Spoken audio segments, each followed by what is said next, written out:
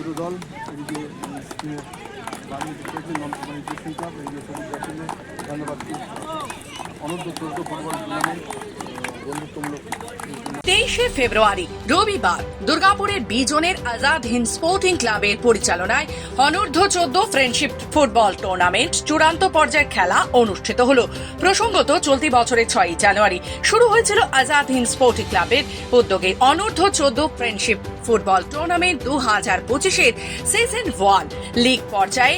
এই টুর্নামেন্ট দুর্গাপুরে মোট 5টি কোচিং ক্যাম্পের ফুটবল দল অংশগ্রহণ করে। এখানে 6 জানুয়ারি থেকে শুরু হওয়া এই ফুটবল প্রতিযোগিতায় 5টি দলের মধ্যে দেখা যায় হাড্ডাহাড্ডি লড়াই। হাড্ডাহাড্ডি লড়াইয়ের পর দান্ডাবাগ ইউথ ক্লাব ও নন কোম্পানি রিক্রিয়েশন ক্লাব চূড়ান্ত পর্যায়ের খেলায় যোগ্যতা অর্জন করে। 23শে ফেব্রুয়ারি টুর্নামেন্টের চূড়ান্ত পর্যায়ের খেলায় নির্ধারিত সময়ে দু দলই কোনো গোল করে উঠতে না পারায় ম্যাচ পরিচালকের সিদ্ধান্তে ট্রাইবেকারে খেলা নিষ্পত্তি করার সিদ্ধান্ত গ্রহণ করেন।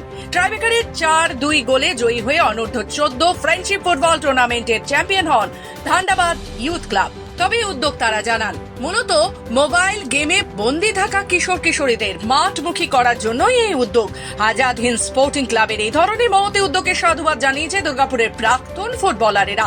এদিন চূড়ান্ত পর্যায়ের খেলা শেষে রানার্স ও উইনার্স দলের হাতে ট্রফি তুলে দেওয়া হয়। পাশাপাশি বেস্ট স্কোরার, বেস্ট ডিফেন্ডার ও চূড়ান্ত পর্যায়ের খেলার সেরা খেলোয়াড়ের হাতে পুরস্কার তুলে দেওয়া হয়। কিশোর বাহিনীকে হ্যাঁ, আমাদের অবশ্যই আমরা ছোটো ছোটো 14 থেকে শুরু করেছি। এর থেকে ছোটো ছেলেদের একটা প্রদর্শনী ম্যাচ প্রথমে শুরু করলাম, যারা আমাদের ক্যাম্পে খেলছে বলে।